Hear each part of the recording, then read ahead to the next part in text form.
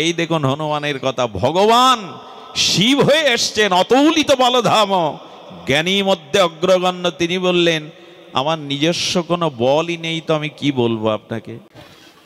যেখানে দুইজন একই সাথে কথা বলে সেটা ঝগড়ার জায়গা, একই সাথে দুই ব্যক্তি কথা বলার জায়গাকে বলে ঝগড়ার জায়গা। ভাগবত হলো একজন ব্যাসপীঠে হরি কথামৃত বলবেন আর সকলে শ্রবণ করবে, এরই নাম ভাগবত। এই জন্য একটু স্মরণ রাখতে হবে, দুইজনই কথা বললে তাকে ঝগড়া বলে। ভাগবত ব্যাসপীঠে শ্রী গুরু মহারাজের কৃপায়, ভগবানের অশেষ করুণায় যিনি ভাগবত বলেন, ভগবান যাকে দিয়ে বলান তিনি বলবেন, অন্যরা শুনবেন। তো আপনাদের সকলের কাছে বিনীত নিবেদন, একটু শান্ত পরিবেশ দান করুন। হরিকথার পরিবেশ না হলে হরিকথা বলে কোনো মঙ্গল কল্যাণ উন্নতি আমাদের সম্ভব নয়। আগে পরিবেশ চাই। দেখুন আজ ভাগবতের নবমতম বিশ্রাম দিবসীয় হরিকথা। কোন যজ্ঞের সমাপনীতে পূর্ণাহুতি দিতে হয়, আহুতি দিতে হয়, এটাই নিয়ম। যজ্ঞের বিশ্রামের পূর্বে পূর্ণাহুতি দেওয়ার বিধি। আজ আমি আপনাদের মাঝে সামান্য সময় সেই পূর্ণাহুতি দিতে এসেছি। সেই পূর্ণাহুতির পুষ্পাঞ্জলির দুটি কথা একটু শান্ত হয়ে শুনুন। 9টি দিন ব্যাপী এখানে যে মহাভাগবত আচার্যগণ হরিকথার অমৃতরস সিঞ্চন করেছেন, যারা কমিটির সেবকবৃন্দ, যারা হরিকথা শ্রবণে আর লোলুপ হয়ে এখানে হরিকথা শ্রবণ করেছেন, তাদের কাছে আজকে জিজ্ঞাসা, এই হরিকথা, এই ভাগবত যজ্ঞের দ্বারা আমাদের কতটুকু কল্যাণ হলো, কতটুকু ভগবত ক্রিয়াশীল হলো আমাদের ব্যবহারে, চরিত্রে, জীবনে। শুধুমাত্র কোনো অনুষ্ঠানটা ধর্ম নয়।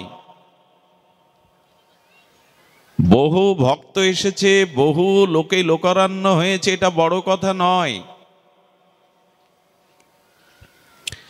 ভাগবত শ্রবণে, কীর্তনে, অনুধ্যানে, মননের দ্বারা আমার আত্মকল্যাণ কি হলো?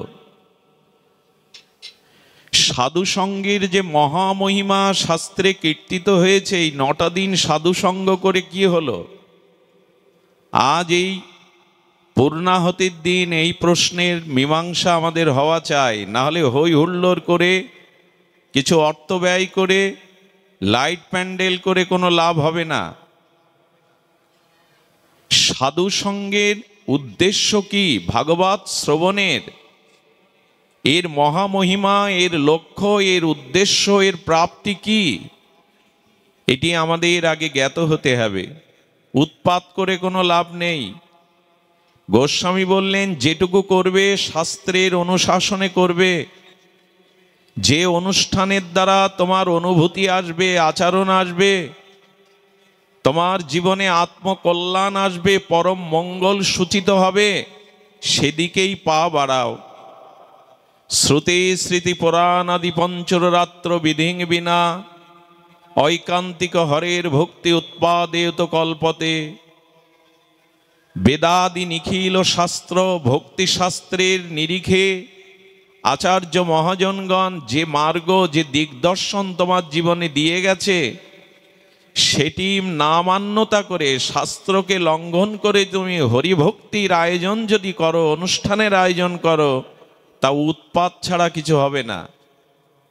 উৎপাত করে কোনো লাভ নেই। অনুষ্ঠান ভাগবত শ্রবণের হেতু কি? সাধু সঙ্গের। আসুন আমরা জানি কেনই ভাগবত দিলেন। যদি কমিটিকে প্রশ্ন করা হয়, বৎসরে 40 প্রহর নামযজ্ঞের আগে ভাগবত দিতে হয়, তাই দিলেন। এত অর্থ ব্যয় করে, এত পরিশ্রম করে সমাজের মানুষের ব্যক্তি চরিত্রের কি কল্যাণ হলো, এই প্রশ্ন আসবে। তার উত্তর কি দেব আমরা? আসুন তার উত্তরটি আমরা শাস্ত্র থেকেই জানি। কেন এই ভাগবত, কেন সাধুসঙ্গের মহিমা? দেবর্ষিপাদ নারদ ভাগবতের 2য় অধ্যায়ে আর সৎসঙ্গ ভগবৎ সঙ্গের মহিমা প্রসঙ্গ করতে গিয়ে বলছেন, ভাগ্যদয়েন বহুজন্ম সমার্জিতেন। খুব ধ্যান দিয়ে শ্রবণের জন্য বিনীত অনুরোধ রাখছি আপনাদের কাছে। কি বলছেন? ভাগ্যদয়েন বহুজন্ম সমার্জিতেন। যদি আপনার অতীত বহু জন্মের পূর্ণ দান ধ্যান, পূর্ণকৃত কর্মে পূর্ণ সঞ্চয় সুকৃতি বহু জন্মের সঞ্চয় থাকে, যদি আপনি পূর্ণ কর্ম সুকৃতি কর্ম সমার্জিতেন যদি অর্জন করে থাকেন পূর্ব জন্মে, তবে সেই সুকৃতিজাত, সেই সুকর্মজাত সুকৃতির কারণে মানুষ সৎসঙ্গ চল অভ্যতে সৎসঙ্গ লাভ করতে পারে। পূর্বকৃত জন্মের সুকৃতি সৌভাগ্য পূর্ণকৃত রাশি জমা না হলে কারো সাধুসঙ্গ করার ভাগ্য হয় না। আপনি এক পাও বাড়াতে পারবেন না এখানে আসবার জন্য যদি ভগবান আপনাকে প্রেরণা দিয়ে এখানে না আনেন। এই জন্য ভাগ্যদয়েন, ওহো সাধুসঙ্গের মহামহিমা ভাগ্যে কবে আসবে না? পূর্ব জন্মে যদি পূর্ণকৃত রাশি সুকৃতি সমার্জিতে না যদি অর্জিত থাকে, তখনই সাধুসঙ্গ করার ভাগ্য আসবে। সৎসঙ্গম চলভ্যতে, তখনই সে সৎসঙ্গ লাভ করতে পারবে, এছাড়া নয়। এই জন্য সকলে এখানে আসে না, সকলে আসবার পূর্বকৃত সৌভাগ্য সঞ্চয় অর্জন নাই। আচ্ছা, সঙ্গ করলাম 9 দিন ব্যাপী, হরিকথা শ্রবণ করলাম, তো সাধুসঙ্গের মহিমা কি, প্রাপ্তি কি, হরিকথা শ্রবণের ফল কি? খুব ধ্যান দিয়ে এই বাক্য শুনুন। দেবর্ষিপাদ নারদ, যিনি ভক্ত কল্পতরু, যার গায়ের বাতাস লাগলে লতা পাতারও বৃক্ষেরও ভক্তি হয়, তিনি এই কথা বলছেন। অজ্ঞান অহৈতুক কৃত মোহ অন্ধকার বিনাশনাং। কি শব্দাবলী! কি বলছেন? সৎসঙ্গের দ্বারা যেটি আপনি প্রাপ্ত হবেন সেটি হলো আপনার অজ্ঞানতা দূর হবে। পৃথিবীর সমস্ত পাপ সমস্ত পতনের কারণ অজ্ঞানতা। মানুষের জীবনে যতদিন অজ্ঞানতা থাকবে ততদিন সেই মানুষ মনুষ্যত্বের পরিচয় দিতে পারবে না, নিজের উদ্ধার নিজের কল্যাণ করতে পারবে না। আচ্ছা, সূর্য উদয় হলে রাতের অন্ধকার দাঁড়ায় কি, থাকে কি? সূর্য উদয়ে রাতের তিমির অন্ধকার থাকে কি? থাকে না। তেমনি সৎসঙ্গ করলে, ভগবৎ প্রিয় ভক্তগণের সঙ্গ করলে, সেই প্রিয় ভক্তমুখে হরিকথা শ্রবণ কীর্তন করলে প্রথম যেটা দূর হবে সেটি অজ্ঞান। এই 9 দিনে তা হয়েছে। তো অজ্ঞানতা শুধু দূর হবে না, বললেন অজ্ঞান হেতুক মোহ অন্ধকার বিনাশনং। এখানে মোহরূপ অন্ধকারও দূর হবে। মোহ মানে সংসারের প্রতি, দেহের প্রতি, কামনা বাসনার প্রতি যে অতিরিক্ত আসক্তি, এই মোহ ভাগবতে দূর হবে। আরে সামান্য একটু সরিষার তেল মেখে কাঁঠাল ভাঙলে আটা জড়ায় না, তেলের এই ধর্ম। আর 9 দিন ব্যাপী ভাগবত শুনছ, সাধুসঙ্গ করছো, অথচ তোমার দেহ সংসারের আসক্তি কমলো না, মোহ গেল না, তুমি কিছুই করনি, হই হুল্লোড় করেছো, খিচুড়ি খেয়ে বাড়ি গেছো, আর উৎসব দেখতে এসেছো, কিছুই হয়নি। সামান্য তেল মেখে কাঁঠাল ভাঙলে আটা জড়ায় না, ভাগবত শ্রবণ করলে। আচ্ছা, এখন যারা শ্রবণ করতে এসেছেন, শ্রবণের পরে যারা গৃহে বা নিজ আলয় ফিরে যাবেন, তো আপনি ভাগবত শ্রবণ সাধুসঙ্গের আগে যে মানুষটা এসেছিলেন, সঙ্গ হরিকথা শ্রবণের পরে যে মানুষটা ফিরে গেলেন, এই মানুষকে এক মানুষ যদি একই জন হয়, তাহলে জানতে হবে এটা বৃথা গেছে তার, এই হরিকথায় আয়োজন বৃথা। কিছু না কিছু মোহ, কিছু না কিছু অজ্ঞানতা দূর করেই তো বাড়ি ফিরবেন, না হলে সাধুসঙ্গ কি করলেন আপনি? যে মানুষটা এখানে এসেছে সাধুসঙ্গের পরে যখন ফিরে যাবে, নূতন কোনো চেতনা, নূতন কোনো ভাবনা, নূতন কোনো তার জীবনের উন্মেষ নিয়ে, চেতনা নিয়ে ফিরে যাবে। সামান্য হলেও যেতে হবে, নাহলে সাধুসঙ্গ মহিমা নাই। এই জন্য বললেন কৃত মহ অন্ধকার বিনাশনং, অন্ধকার দূরীভূত হবে। অন্ধকারের ধর্ম ঢেকে দেওয়া, বস্তুকে আবৃত করে দেওয়া। এখানে সমস্ত টিউবগুলো বন্ধ করে দিন, আলোগুলো। অন্ধকার নেমে আসলে এখানে কেউ কাউকে দেখতে পাবে না। অর্থাৎ অন্ধকার থাকলে আমরা জ্ঞানকে, প্রজ্ঞাকে, ভগবানকে, মানুষের ভেতরে ঈশ্বর আছেন, এটি ঢাকা পড়ে। যতদিন অন্ধকার, অজ্ঞানতা আছে, ততদিন স্বরূপ জাগবে না। সবার মধ্যে ঈশ্বর আছেন, আমার হৃদয়ে বসে আছেন। অন্ধকারের ধর্ম আবৃত করা, ঢেকে দেওয়া, ভাগবত সঙ্গ, সাধু সঙ্গের মহামহিমায় যদি মোহ অন্ধকার বিনাশ না হয়, তাহলে জানতে হবে যে আধারে, আমি সেই আধারেই রয়ে গেলাম। না সং বিধায়া তদ্বয়েত বিবেক। আর সাধু সঙ্গের সর্বশ্রেষ্ঠ ফল, যেটা আগেগুলো বললাম, মোহ দূর হওয়া, অজ্ঞান দূর হওয়া, অন্ধকার দূর হওয়া, এগুলো কাঁচা ফল। সৎসঙ্গ হরিকথার পরিপক্ক রসালো ফল হলো বিবেক জাগবে। যদি বিবেক না জাগে, তবে আপনি সঙ্গ করেননি। পাঠক শুধু মুখস্থ করে অর্থ, যশ, খ্যাতির জন্য আমার মতো এখানে এসে বসেছে। তার ভেতরে না আছে ভগবত আরাধনা, না আছে শাস্ত্রের ভজন উপলব্ধি।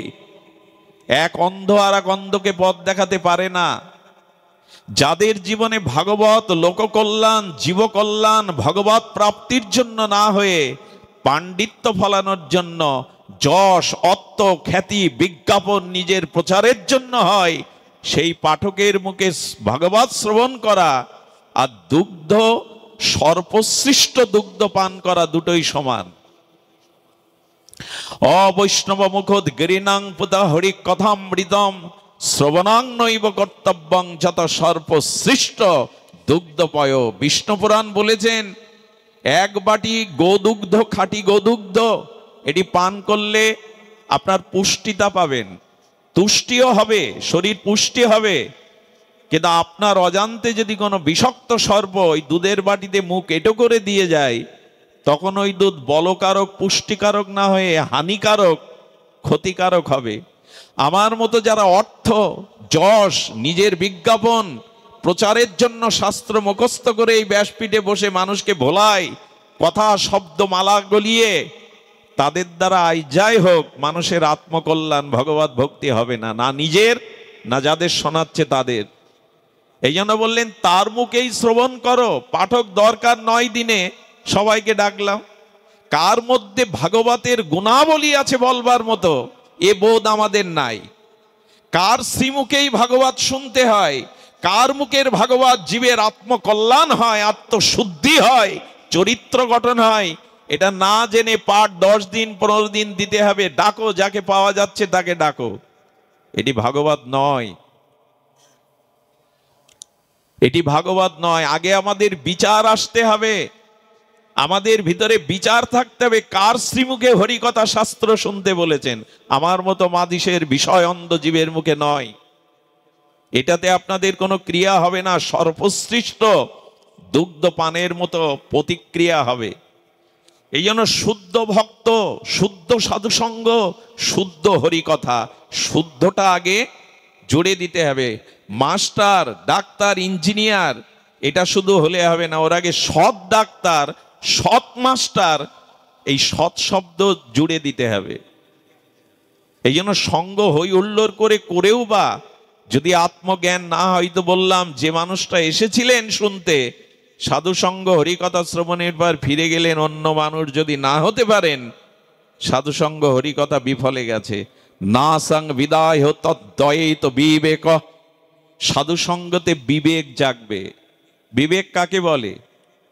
সৎ এবং অসৎ এইটি যিনি নির্ণয় করে সৎটাকেই গ্রহণ করবেন, কর্তব্য এবং অকর্তব্যকে তত্ত্বত জেনে যিনি অকর্তব্য ত্যাগ করে কর্তব্যটাকে গ্রহণ করবেন, এরই নাম বিবেক। বিবেক জাগে আমাদের? বিবেক জাগে হরিকথা শুনে। আমার ব্যক্তি পরিচয়ের দিকে তাকান তো, আমি বাড়িতে, আমার গৃহে, আমার প্রতিবেশী, আমার বাড়ির লোকদের সাথে আমি কি ব্যবহার করি। আমার মনের অন্তর্রাজ্যের খবর আমি ছাড়া কেউ জানে না। সেখানে কোনো সংশোধন হয়েছে তো? সেখানে কোনো সংস্কার হয়েছে তো? আরে বাইরের সাবান, সোডা, ডিটারজেন্ট দিয়ে ময়লা কাপড় পরিষ্কার করা যায়, আর এত সাধুসঙ্গ, এত হরিকথাতে মনের ময়লা দূর হলো না, হিংসা কাম ক্রোধ দূর হলো না, তা হলোটা কি? এই প্রশ্ন আজ আপনাদের কাছে আমার। আজকে তো পুষ্পাঞ্জলি দেওয়ার দিন, পূর্ণাহতি দেওয়ার দিন। পূর্ণাহতিতে হোমযজ্ঞে দেখবে একটা ফল দিয়ে দেয়। ফলটা হলো কি এই 9 দিনে, সেটাই জানতে হবে আমাদের। সুধীজন, বিবেক যদি না জাগে তবে জানবেন সাধুসঙ্গ হয়নি। অগ্নিতে হাত দেবেন, তাপ লাগবে না। জলে নামবেন, শীতলতা পাবেন না। ভাগবত শ্রবণ করবেন, সাধুসঙ্গ করবেন, বিবেক জাগবে না। এটি যথার্থ নয়। সাধুসঙ্গে বিবেক জাগবেই। বিবেক যদি না জাগে, বিবেক জাগাটা কি একটু অপূর্ব কথা, একটু ধ্যান দিয়ে শুনুন। আপনাদের মনে আছে এই বিবেক যদি না জাগে কি হয়? লক্ষ্য করুন। হনুমান সহ, যুবরাজ অঙ্গদ সহ, জাম্ববান সুগ্রীব সহ রামচন্দ্রের কাছে আদেশ আশীর্বাদ নিয়ে বেরিয়েছে সীতার অন্বেষণে। খুব ধ্যান দিতে হবে কথাটি। কার অন্বেষণে? সীতার অন্বেষণে। সীতাকে ভগবানের লাদিনী শক্তি, সীতা হলো ভক্তি, সীতা হলো শান্তি। তুলসীদাস গোস্বামী বললেন সীতা শব্দের অর্থ শান্তি বা ভগবানের অন্তরঙ্গ শক্তি, ভক্তি। এই তো। তো কার খুঁজতে পাঠিয়েছেন? এখানে সীতা নামটা নিলাম না, সীতা নামের অর্থটা নিলাম। সীতা নামের অর্থ কি বললাম? ভক্তি বা শান্তি। শান্তি সীতা, ভক্তি সীতা। ভগবান রামচন্দ্র মর্যাদা পুরুষোত্তম কি খুঁজতে বের করেছেন এদের?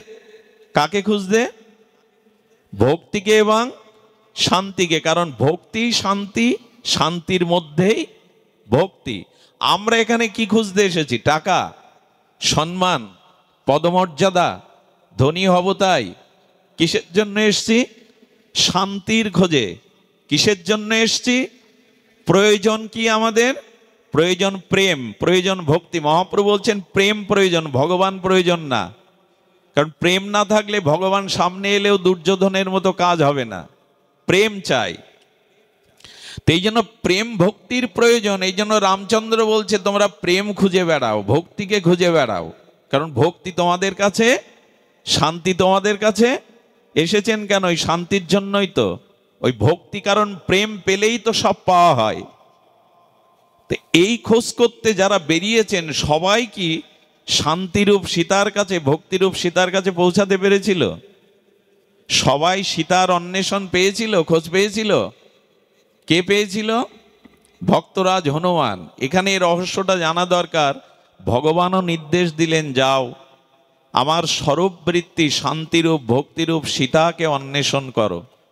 আচ্ছা, অন্বেষণ করতে গিয়ে সমুদ্রের তীরে দাঁড়িয়েল এই বানর সেনা, সুগ্রীবাদী, জাম্ববানাদি কোথায় দাঁড়িয়েছে?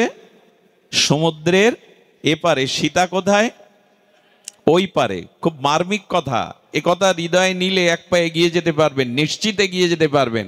তবে শ্রদ্ধার সহিত শুনতে হবে, অটুট বিশ্বাস নিয়ে শুনতে হবে এই তত্ত্ব।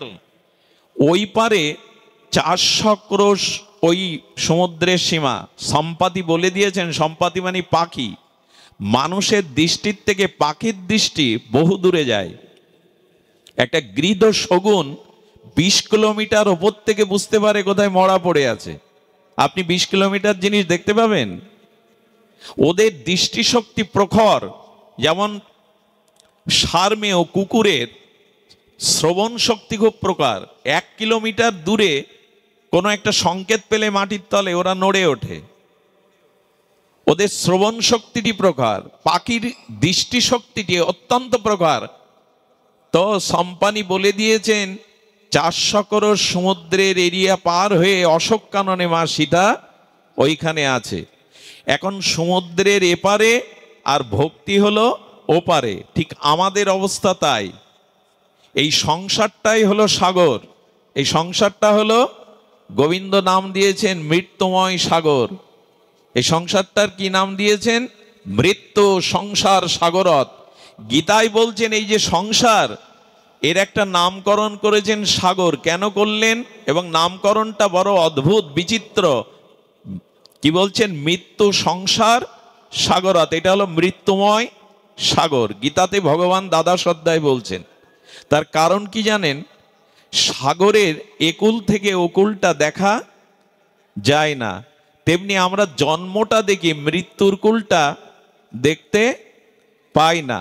সাগরে যত বড় সাঁতারু হন, বলবান হন, সাগর পাড়ি দিয়ে ওপারে যাওয়ার ক্ষমতা কারো, তেমনি সংসারে নিজ চেষ্টায়, অর্থ, বল, সামর্থ্যের দ্বারা এই সংসার মৃত্যু সাগরের ওপারে যাওয়া কারো পক্ষে সম্ভব নয়। দ্বিতীয়ত, সাগরের নোনা জল পান করে কারো তৃষ্ণা নিবারণ হয় না, বরঞ্চ তৃষ্ণা আরো বেড়ে যায়। তেমনি সংসারের কামনা বাসনা হাজার হাজার কোটি কোটি জন্ম ভোগ করলেও এখানে তৃষ্ণা কারো মেটে না। এই জন্য সাগরের সাথে তুলনা দিচ্ছেন। আরেকটি জিনিস আছে, সেটি হলো সমুদ্রে পড়ে গেলে কেউ না কেউ বাঁচতে পারে কোনো কৃপায়, কিন্তু এই মৃত্যুময় সংসার সাগরে যারা একবার এসে পড়েছে, এখানে কেউ বাঁচবে না। সকলকে মৃত্যুবরণ বা মৃত্যুস্বাদ নিতে হবে। সাগরে নামবার আর একটা ভয় আছে, ঘূর্ণাবর্ত, ঘোলের মধ্যে যদি পড়ে যান উঠতে পারবেন না। তেমনি সংসারে স্ত্রী পুত্র কামনা বাসনার মোহ ঘোলে পড়ে গেছে, আমরা এর থেকে উঠতে পারছি না। আচ্ছা, সাগরের মধ্যে কি আছে? হাঙর, কুমির আছে কি না? এগুলো আপনাকে ধরে চিবিয়ে চিবিয়ে খাওয়ার জন্য। তেমনি সংসারে কাম, ক্রোধ, লোভ দিন রাত আমাদের চিবিয়ে চিবিয়ে খাচ্ছে। ভগবান বললেন এই মৃত্যু সংসারে ওই পারে আছে ভক্তি, তুমি আছো এপারে। এখন ওই পারে যাব কি করে? সীতা তো চাই, ভক্তি তো চাই, শান্তি তো জীবনে সবাই চাই। এখানে আমরা যারা এসছি, আমাদের চেহারাতে, বর্ণে, আমাদের কর্মে কারোর সাথে কারো মিল নাই। প্রত্যেকেই ভিন্ন ভিন্ন স্বতন্ত্র, কিন্তু একটা বিষয় মিল আছে। এখানে যারা এসছেন, ছোট থেকে বৃদ্ধ, জ্ঞানী থেকে মূর্খ, অজ্ঞ থেকে বিজ্ঞ, সবার জীবনে দুঃখ আছে। এইটাই মিল আছে আমাদের এখানে। যারাই আছে, কোনো না কোনো রোগ, শোক, ব্যাধি, দুঃখ আছেই। এ কথায় বিতর্ক উঠবে না। এবং এখানে যারা আছে সবাই চেষ্টা করছে ওই দুঃখকে তাড়াবার, ওই দুঃখকে বিদায় দেওয়ার। এইখানে আমাদের মিল আছে। কিন্তু এই দুঃখময় মৃত্যুময় সাগরের ওপারেই তো শান্তি, যাবেন কি করে? খুব অদ্ভুত প্রসঙ্গ এটি। আজ আমি জীবনের প্রথম আলোচনা করছি এই প্রসঙ্গটা, কেন জানি না মাথায় এলো। ভাগবত তো টেপ রেকর্ডার নয়, টিপে দিলেই বাজবে, সিম নয় মোবাইলের, যা ভরা আছে তাই বাজবে। ভাগবত ভক্তদের কৃপায় প্রকাশ হয়। সামনে যারা বসেন তাদের কৃপাতেই ভাগবত প্রকাশ হয়। যেমন সূর্যের নিজস্ব আলো আছে, চন্দ্রের আলো নাই। সূর্য যতটুকু আলো চন্দ্রকে দেয় ততটুকুই দিতে পারে। পূর্ণিমার দিন পরিপূর্ণ আলো দেয়, আর যেদিন মোটেও দেয় না সেদিন অমাবস্যা হয়। তো ভক্তদের মনে হরিকথা শ্রবণে তৃষ্ণা, ব্যাকুলতা, ক্ষুধা যত জেগে ওঠে, ভগবান ওই বক্তার মুখ দিয়ে তাদের মনোবাসনা পূরণের জন্য হরিকথা সপ্রকাশ প্রকাশ করান। এই জন্য আগে শ্রোতা চাই। একবার উলোধ্বনি দাও মা, একবার দাও, বারবার দিতে হবে না, একবার দাও। এই হরিকথাই মঙ্গল ধ্বনি। ধ্যান দিয়ে শুনুন, ওই পারে যেতেই হবে আমাদের। খুব মনোযোগ দিন। এই তরঙ্গায়িত উত্তল সমুদ্রের মাঝে আমাদের ওপারে যেতে হবে। তখন জাম্ববান, এই বিজ্ঞ প্রাজ্ঞ বলছেন, এই 400 ক্রোশ সাগর পাড়ি দিয়ে লঙ্কায় যাওয়ার মতো তোমাদের কার কি শক্তি আছে বর্ণনা করো দেখি, কে যাওয়ার সামর্থ্য রাখো। অঙ্গদ কি বলল জানেন? অঙ্গদ বলল আমি 100 যোজন যেতে পারি, কিন্তু ফিরে আসতে পারবো কিনা জানি না, আমার এই বল আছে। আর একজন বলল আমি 50 যোজন যেতে পারি, এই বল আমার আছে। একজন বলল আমি উড়ে যেতে পারবো, কিন্তু 400 ক্রোশ যাব, আমার তা মনে হয় না ফিরে। এক একজন নিজের বল, নিজের যে শক্তি সামর্থ্য বর্ণনা করলো। সবার পিছনে একজন মুখ নিচু করে দাঁড়িয়ে আছেন, তিনি হনুমান। উনি নিজের বলের কথা, সামর্থ্যের কথা বলছেন না। খুব সাংকেতিক কথা, খুব মহিমাপূর্ণ কথা। যতদিন আপনি এই সংসারে নিজের বল, নিজের ক্ষমতা, নিজের পাণ্ডিত্য, এই অভিমান থাকবে, ততদিন ওই পারে যাওয়ার ক্ষমতা নেই আপনার। আমি জ্ঞানী, আমি পণ্ডিত, আমি বক্তা, আমি এই সংসারের কর্তা, আমার জন্যই এই এই এই এত বড় অনুষ্ঠান আমার জন্যই হচ্ছে, আমার অনুদানেই হচ্ছে, আমি সামর্থ্য রেখেছি তাই হচ্ছে। এই অভিমান, নিজের বল, যাদের মধ্যে গর্ব অহংকার আছে, তারা এপারেই থাকবে, ভক্তির ওপরে যাওয়ার তাদের কোনো যোগ্যতায় আসেনি, আসবেও না। অভিমান যতদিন আছে, অহংকার যতদিন আছে, বিদ্যা, বল, পাণ্ডিত্য, উচ্চকুল, ক্ষমতা, ততদিন ওই পারে যাওয়া যাবে না, এই পারেই পড়ে থাকতে হবে। শান্তির খোঁজ, ভক্তির খোঁজ পাওয়া যাবে না। রাধে রাধে, কৃপা করুন। রাধে রাধে, জয় শ্রী রাধে। বাবা বাবা আমার দিকে তাকাও, বাবা কৃপা করো, কৃপা করো। সুধীজন একটু ধ্যান দিন। আচ্ছা, সাগরে, নদীতে, পুকুরে সাঁতার জানান লোক যদি যায় ভাসতে, কি হয় পরিণতি? একটু কথা বলতে হবে, কি হয়? সাঁতার জানে না, নদীতে, সাগরে নেমেছে, পুকুরে নেমেছে, কি হয় পরিণতি? ডুবে মরে। কিন্তু ডুবে মরার পর ওই মানুষটা ডুবে থাকে না, ভাসে। কি অদ্ভুত কাণ্ড দেখুন, জ্যান্ত মানুষ ডুবে মরে, কিন্তু মরা, এর কারণ কি? জ্যান্ত মানুষটা ডুবে মরে, কিন্তু যখনই মরে গেল তখন দেখবেন উঠছে তরঙ্গে ভাসতে ভাসতে কুলে চলে যায়। ভাগবত কি বলেন জানেন? যতদিন অহংকার জীবিত থাকবে ততদিন তুমি ডুবে যাবে এই সংসার সাগরে। অহংকার যেদিন মরে যাবে সেদিন ভাসতে ভাসতে ওই পারে যেতে পারবে, ওই কুলে যেতে পারবে। কোন বিষয়ের যদি ক্ষুদ্র অভিমান তোমার থাকে, অহংকার থাকে, তাহলে ওপারে যাওয়া হবে না। এরা সব নিজের বলের কথা বলছে, আমি এতটা যেতে পারি, আমার এতটা শক্তি আছে, আমার এতটা বল আছে, যেতে পারি।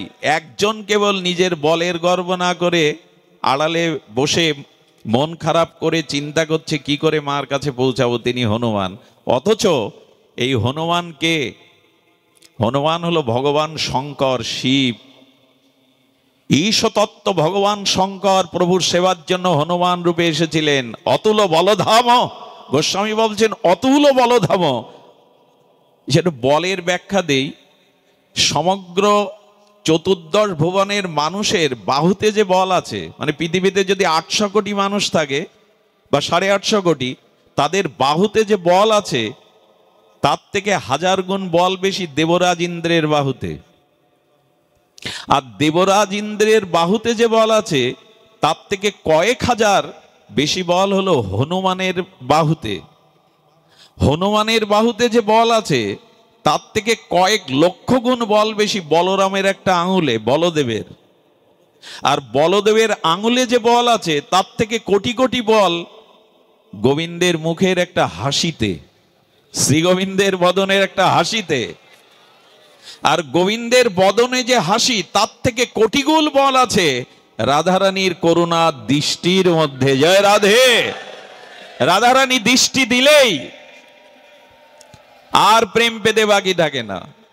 তো হনুমানজি একবার বলেছি, একবার দাও, অনেকেই শুনতেও পায় না। জয় রাধে, কৃপা করো, কৃপা করো। অবশ্য মাঝে মাঝে উলুধ্বনির প্রয়োজন আছে, আমাদের নিদ্রা আসে, অলসতা আসে, একটু ধ্বনি দিলে জেগে ওঠে। কারণ আমাদের অনেক জন্মে এইসব অভ্যাস নাই, যেন ঘুম আসে, অলসতা আসে। জেগে থাকুন, একদিন যে ঘুমাবেন ওই ঘুম আর ভাঙবে না। ডেকে ডেকে জাগো ভজ মোরার, এই সাদিন আয়েগা লম্বা পানা হিপাসার। তুলসীদাস গোস্বামী বলছেন আজ ঘুমাবে কেন এখানে, আজ জেগে হরিকথা শোনো। একদিন ঘুম আসছে যে ঘুম আর কেউ ভাঙাতে পারবে না। সেদিন আর লম্বা পাটা ভাস করেও শুতে পারবে না, এপাশ ওপাশ করেও শুতে পারবে না। আজ কেন ঘুমাচ্ছ? জেগে থাকুন। সুধীজন, যে কথা বলছিলাম, হনুমান হলেন অতুলিত বালধাম, জ্ঞানী মধ্যে অগ্রগণ্য। হনুমানের মতো জ্ঞান জগতে বিরল। সাক্ষাৎ শঙ্কর শিবের অবতার। তিনি বসে বসে চিন্তা করছেন মায়ের কাছে কি করে পৌঁছাবো ভক্তির কাছে। উনি কিন্তু একবারও নিজের বলের কথা বলছেন না। জাম্ববান প্রাজ্ঞ জ্ঞানী গিয়ে বলছেন, হনুমান তুমি চুপচাপ বসে আছো কেন? সবাই তো নিজের বলের কথা, নিজের ক্ষমতার কথা বলল। হনুমান হাত জোর করে বললেন, আমার তো নিজের কোনো বলই নেই, তো আমি কি বলবো, এই জন্য চুপ হয়ে আছি। এই হলো ভক্তের। কারা ওপারে যায়, কারা ভক্তির কাছে পৌঁছাতে পারে, কারা শান্তির কাছে পৌঁছাতে পারে এই মৃত্যুময় সংসারের ওপারে? এই দেখুন হনুমানের কথা। ভগবান শিব হয়ে এসছেন, অতৌলিত বলধাম, জ্ঞানী মধ্যে অগ্রগণ্য। তিনি বললেন, আমার নিজস্ব কোনো বলই নেই, তো আমি কি বলবো আপনাকে? আমরা এই জায়গায় আসতে পারি তো যে সাগর পার হব? আমার রূপ, আমার বিদ্যা, আমার টাকা, আমার গর্ব, এই করেই তো গেল জগৎটা। আরে কিঞ্চিত মাত্র অহংকার যতদিন আছে যার মধ্যে, তার উপরে যাওয়ার সামর্থ্য নাই। এই জন্য কেউ যেতে পারেনি হনুমান ছাড়া। আচ্ছা, আপনি যদি গোডাউনে কোনো মাল রাখেন, বড় একটা গোডাউনে, মালটা আছে কোথায়? গোডাউনে আছে। গোডাউনে মাল আছে বিদায় কি ওই মালটা গোডাউনের? কার হবে ওটা? শেড বা ব্যবসায়ীর। তেমনি আপনার মধ্যে যেটুকু বল, শক্তি, ক্রিয়া, সামর্থ্য, রূপ, বিদ্যা আছে, আপনি গোডাউন। এই দেহটা একটা গোডাউন, ওটা ভগবানেরই দেওয়া, আপনার নয়। ওটা আপনার নয়। গোডাউনে রাখা মালটা গোডাউনেই থাকে, কিন্তু ওটা গোডাউনের না।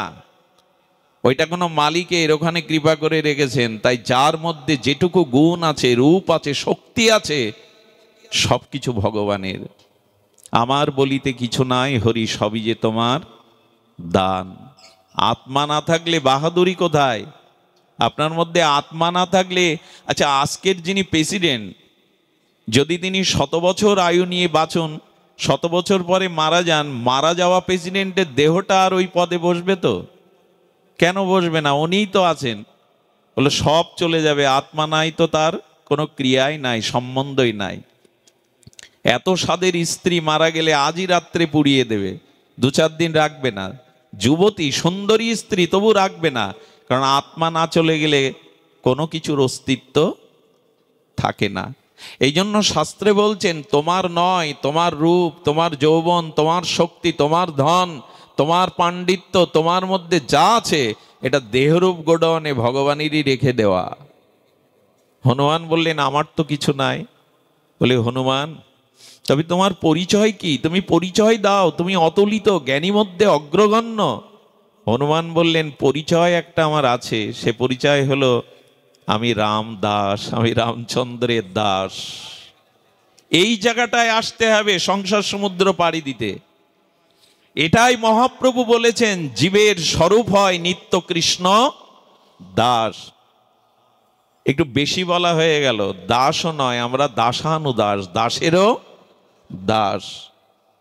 শ্রীকৃষ্ণ চৈতন্য প্রভু দাসের অনুদাস। প্রেম ভক্তির মহারাজ ঠাকুর নরোত্তম বললেন, আমি দাস হবার যোগ্যতা রাখি না, আমি দাসেরও অনুদাস। হনুমান বললেন, আমি রাম দাসেরও দাস, আমার নিজস্ব কোনো বল শক্তি নাই। তবে হনুমান বললেন, প্রভু দাস হিসাবে প্রভু যদি আমাকে কৃপা করেন, প্রভু যদি করুণা করেন, তবে প্রভুর শক্তিতেই, প্রভুর কৃপা বলেই আমি সীতা অন্বেষণে চেষ্টা করতে পারি। এই হলো ভক্তের কথা।